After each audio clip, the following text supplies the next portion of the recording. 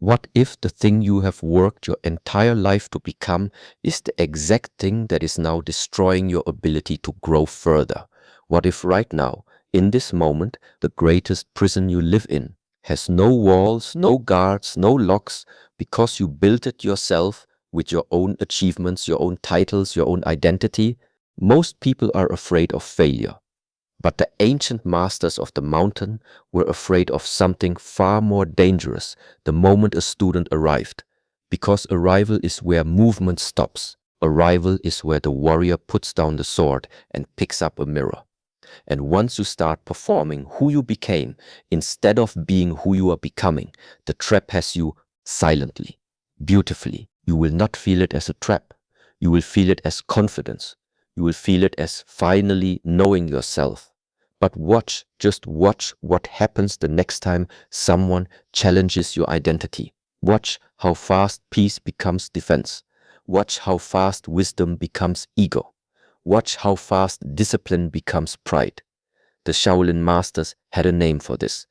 And once you hear it, you will see it everywhere. In others, in yourself, in every person who stopped growing, not because they gave up, but because they arrived. Stay with me to the end of this video, because what comes next might be the most important thing no one ever taught you about yourself. What if everything you worked for, every certificate, every title, every moment people finally nodded at you with respect, was actually the beginning of your prison? Most people spend their entire lives believing the trap is failure. They run from rejection, from loss, from being unseen. But the ancient masters of the mountain revealed something that will shake you to your core. The real trap is not when you fall. The real trap is when you rise and then become that rising. The monk who achieves silence and then calls himself a silent man has already left silence. The warrior who masters patience and then wears patience as an identity has already lost it. This is the trap of becoming, mistaking a state you pass through for a self you must protect forever. When you attach your name to what you achieved, you stop moving, you start defending, and the moment you defend an identity, you stop growing. The ancient teachings say, do not call yourself what you were yesterday, for today demands something new from you. Achievement without surrender of that achievement is a beautiful cake. You built it yourself, you decorated it yourself, and you will guard it until you wake up. What if the version of yourself you are most proud of is the version most likely to destroy you? This is one of the most dangerous truths the mountain masters ever whispered. Human beings are obsessed with conclusions. We want to arrive, we want to say, I am this now, a confident person, a disciplined person, a spiritual person. But life, real life, the kind the ancient monks trained within, is never a conclusion. It is an endless, breathing process. When you declare an identity, you draw a wall around yourself. Everything inside that wall feels safe, known, yours. But everything outside, it becomes a threat. Someone challenges your discipline, you feel attacked. Someone questions your spirituality, you feel disrespected. Why? Because you built an identity from it. You stopped treating it as a practice and started treating it as a possession. The Shaolin understanding is radical. You are not a noun. You are a verb. You are not disciplined. You are disciplining. You are not awakened. You are awakening. The second you freeze the process into a label, you have already begun the slow decay. Life does not reward those who arrive. Life rewards those who refuse to stop walking, even when the path looks like it's already behind them. What if your greatest spiritual progress has been quietly hijacked by the very part of you that needs to be defeated? This is where the teaching becomes brutal. The ego is not loud. It does not always scream. Sometimes it whispers. And its most elegant disguise is wisdom. After years of genuine practice, real sacrifice, real silence, real discipline, the ego returns in robes. It says, look how far you've come. It says, you are not like the others. It builds a temple. It puts your face on the altar. And the terrifying thing, you feel like it is gratitude. You feel like it is earned. But the mountain master saw this trap clearer than anyone. The monk who begins to feel superior to the beginner has already fallen further than the beginner ever was, because the beginner at least knows they do not know. The trap of becoming is this exact moment when growth starts feeding pride instead of feeding more growth. The ego is a builder. Give it your progress, and it will construct an entire identity from it. Give it your silence, and it will tell everyone how silent you are. The only escape is radical humility, not the performance of humility, but the genuine, bone-deep understanding that every peak you reach is simply the floor of the next climb. What if? The tighter you grip who you are, the more of yourself you actually lose. The ancient masters used water as a symbol not because it was poetic, but because it was accurate. Water does not insist on a shape. It takes the shape of wherever it is placed. It does not mourn the cup when it is poured into the river. It does not resist the river when it reaches the ocean. And yet, water is one of the most powerful forces in the natural world. It carves canyons. It breaks stone, not by force, by flow. This is the opposite of what the trap of becoming teaches you. The trap says, define yourself, lock in, be consistent, be recognizable, be a brand, and the world rewards you for it. In the short term, people love a consistent identity. It's easy to follow, easy to trust, easy to predict, but the masters knew what makes you predictable makes you fragile. Because the moment life changes, and life always changes, the rigid identity shatters. The person who was strong falls apart the moment weakness is required. The person who was in control collapses when surrender is the only wisdom. Holding yourself as a fixed identity is holding water in a closed fist. You will exhaust yourself, and you will end up with nothing. What if the mission you are most devoted to is secretly keeping you from your deepest potential? Purpose is powerful. Drive is powerful. Knowing why you wake up every morning. That is one of the most sacred fuels a human being can carry. But the mountain teachings reveal a shadow side that almost no one talks about. Purpose, when it hardens into identity, becomes a trap, just as suffocating as laziness.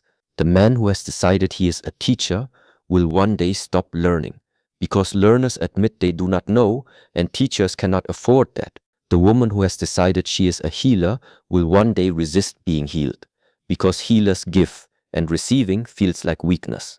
The warrior who has decided he is a protector will one day be unable to ask for protection, because protectors do not need protecting. You see the trap? Purpose is meant to be a direction, not a definition. The moment your purpose becomes your identity, you have stopped using it as a compass and started using it as a cage. The masters trained this with brutal simplicity. Wake up every day willing to burn what you built yesterday if today demands it. This is not instability. This is the highest form of devotion, not to who you became, but to what is true right now. What if the only thing standing between you and your next level of existence is the certainty you carry about the level you are already on? Every great tradition, every mountain, every monastery, every lineage of genuine mastery points to the same paradox. The gate of transformation only opens for those who arrive at it with empty hands, not empty of effort, not empty of discipline, empty of conclusion. The student who comes to the master and says, I already understand this, cannot be taught, not because the master refuses, but because the student has no room. Understanding fills the space, certainty fills the space, the declared identity fills the space, and the new teaching, the one that could change everything, has nowhere to enter. The trap of becoming is ultimately a trap of fullness. You became so full of what you are that you have no room for what you could be. The masters did not celebrate graduation. They celebrated the moment a student was willing to return to zero. Not to erase progress, but to carry it lightly. The way a master holds a sword is not with a death grip.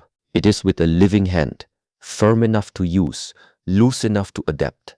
This is the posture of real growth, not arrival, not declaration, just the endless, humble willingness to begin again and again and again. What if the greatest danger in your life right now is not your weakness, but your strength? What if everything you have built, every identity you have earned, every version of yourself you are most proud of, is quietly becoming the wall that stops you from evolving further? This is not a comfortable idea, but the most powerful teachings never are. For thousands of years, in the silence of stone temples and mountain winds, monks trained not just their bodies, but their relationship with the self. And what they discovered was not what most people expect from a warrior tradition. They did not find that weakness was the enemy. They found something far more unsettling. They found that the trap is not who you fail to become. The trap is who you decide you already are. This is what the ancient Shaolin wisdom names as one of the most invisible and most dangerous prisons available to a human being. The trap of becoming. Not becoming in the sense of growing, not becoming in the sense of evolving, but becoming in the sense of arriving at an identity and then defending it as though your life depends on it. Because in truth, your life depends on you letting it go. Think about the people you know who stopped growing. Really think about it. Were they lazy? Were they undisciplined? Most of them were not. Most of them were the opposite. They were the achievers, the strivers, the ones who worked hardest in the room. They built something real, a skill, a reputation, a way of being, and then at some invisible moment that they did not even notice, they stopped building and started guarding. They stopped moving and started defending. They stopped asking questions and started answering them before they were even asked, because their identity already had the answers. That is the trap. That is the exact moment the ancient teachings warned about. The ego is not always the voice that says, you are worthless. Sometimes the ego is the voice that says, you have arrived. Sometimes the ego wears the robes of your highest achievement and whispers, this is who you are now. Protect it, perform it, prove it every single day. And you obey because it feels like confidence, it feels like identity, it feels like finally knowing yourself.